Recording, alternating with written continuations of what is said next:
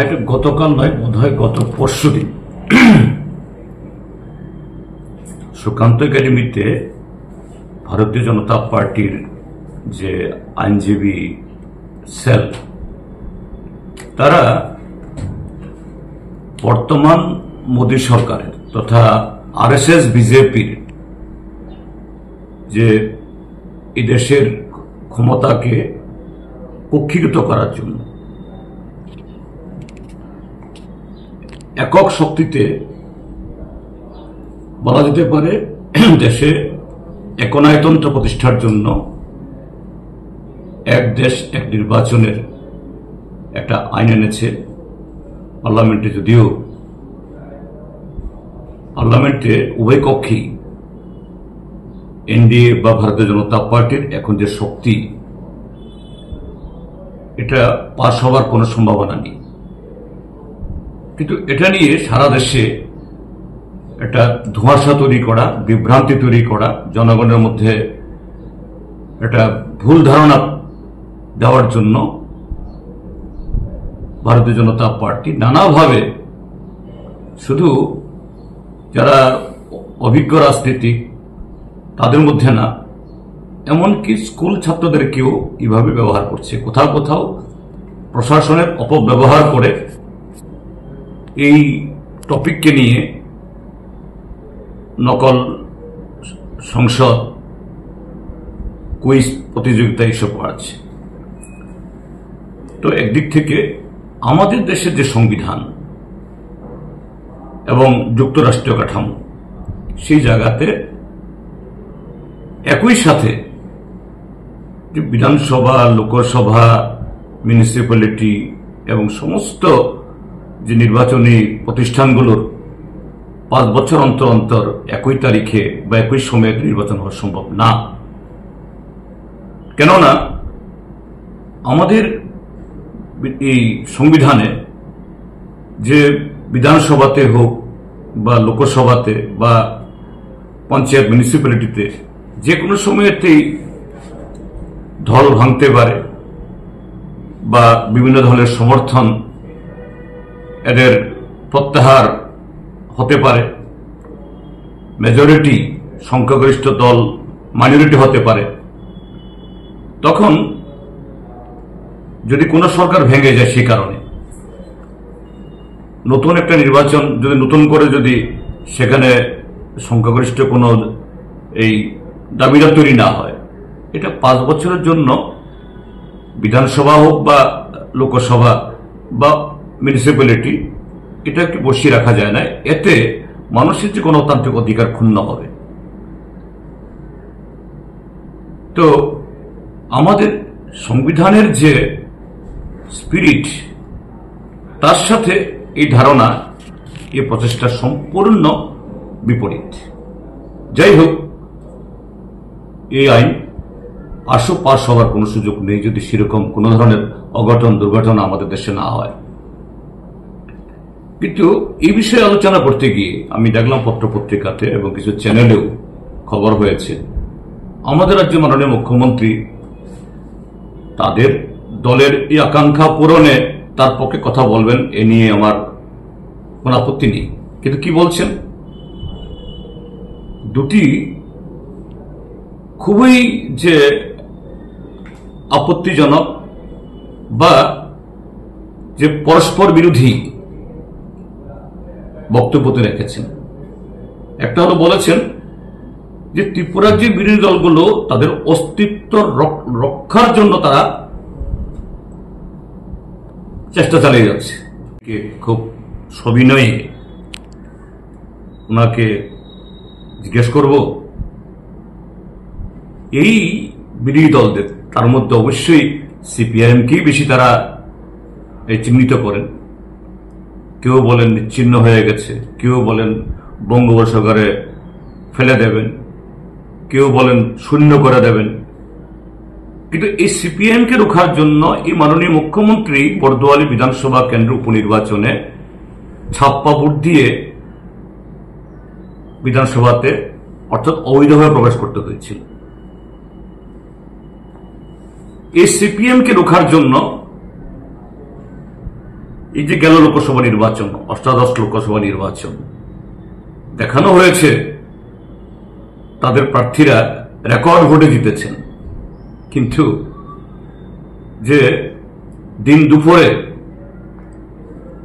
যে অন্ধকার নামিয়ে নিয়ে এসে সমস্ত বিরোধী দলের এজেন্টদেরকে বের করে দিয়ে, বিরোধী দলদের প্রচারে অংশগ্রহণ করতে না দিয়ে সন্ত্রাস সৃষ্টি করে তাদের সেই তথাকথিত জয় হাসিল করেছে। বক্সনগর এবং এই কাঠালিয়ার নির্বাচনে, উপনির্বাচনে যেভাবে রিগিং করেছেন যে মানে এটা কার পক্ষেও লজ্জা পাবে। কাজে অস্তিত্ব বিলীন হচ্ছে, দুর্বল হচ্ছে কাদের? মাননীয় মুখ্যমন্ত্রী সে বাস্তব সত্যটাকে আগে বুঝুন যে গত 7 বছর ধরে মিথ্যা প্রতিশ্রুতি, অপশাসন, যেটাকে বলছে তারা সুশাসনের নামে আজকে যে জনবিচ্ছিন্নতা চতুর্দিকে শুরু হয়েছে, রাজ্যে যেভাবে দুর্ভিক্ষের পদধ্বনি, যে গেল এই সংক্রান্তি, এই নতুন বছর, গ্রামে কাজ নেই, হাহাকার, সর্বত্র মানুষ রাস্তায় নেমে এই রাস্তা রোকো করছে, প্রতিবাদ করছে। কাজে এই সত্যকে ঢাকার জন্য তারা এই সত্যের অপলাপ করে এই সমস্ত কথা বলছে। আরেকটা কথা বলেছেন যে এক দেশ এক নির্বাচন হলে নাকি নাগরিকদের ভোটাধিকার সুরক্ষিত থাকবে। তো আপনারা ঠিক আছে, এক দেশ এক ভোট যখন হবে তখন দেখা যাবে। তো এখন যেখানে ভোট হয় সেখানে সে সুরক্ষার কথা বলছেন না কেন? গত ত্রিস্তর পঞ্চায়েতে কি হলো? প্রার্থী খুন হয়ে গেল। ভারতীয় জনতা পার্টি দেবতুল্য কর্মীরা যেদিন নমিনেশনের নোটিশ দাখিল হল, সেদিন থেকে নমিনেশন দাখিলের শেষ দিন অবধি ব্লক অফিসগুলো ঘিরে রাখল। এতে এইভাবে কি সুরক্ষা, মানে নাগরিকদের ভোটাধিকার সুরক্ষিত রাখা? কাজে ত্রিপুরাজ্যের মানুষ তাদের এই যে সত্যের অপলাপ ঘটানো, গণতন্ত্র সংবিধানকে খাটো করা এবং মানুষের অধিকার নিয়ে এইভাবে বেসুরো কথা বলা, এগুলাকে গ্রহণ করবে না। মাননীয় মুখ্যমন্ত্রী সত্যকে সত্য বলুন, এতে গণতন্ত্র শক্তিশালী হবে। অতীতে ভুল ভ্রান্তি করলেও যদি শুধরানোর চেষ্টা হয়, মানুষ তাকে এবং তার সরকারকে গ্রহণ করবে। না হলে পরে এই সরকারের যে দুর্বলতা আরো বাড়তে থাকবে, এটা কেউ রক্ষা করতে পারবে না।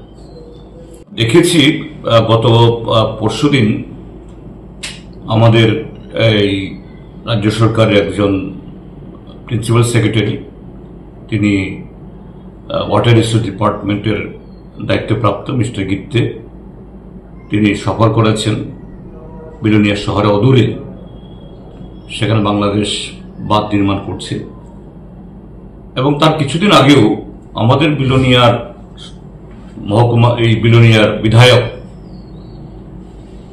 মাননীয় দীপঙ্কর সেন মহোদয়, তার একজন বিধায়ক অশোক মিত্র, তারাও এ বিষয়ে জেলা শাসকের কাছে স্মারকলিপি দিয়েছেন এবং ওইসব এলাকা সফর করে যে আগামী দিন বর্ষা আসলেই যে বিপদ হবে, মানে কারণে সরকার পদক্ষেপ বা সরকার তরফ থেকে উদ্যোগ গ্রহণ করে দাবি জানিয়েছেন।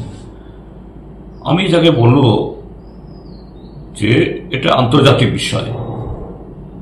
এই ক্ষেত্রেতে যতটুকু না ত্রিপুরা সরকারের ব্যর্থতা বা দুর্বলতা বা এ সম্পর্কে এই খোঁজখবর রাখতে না পারার ক্ষেত্রেতে যে দুর্বলতা, তার চেয়ে বেশি হল আমাদের দেশের সরকারের।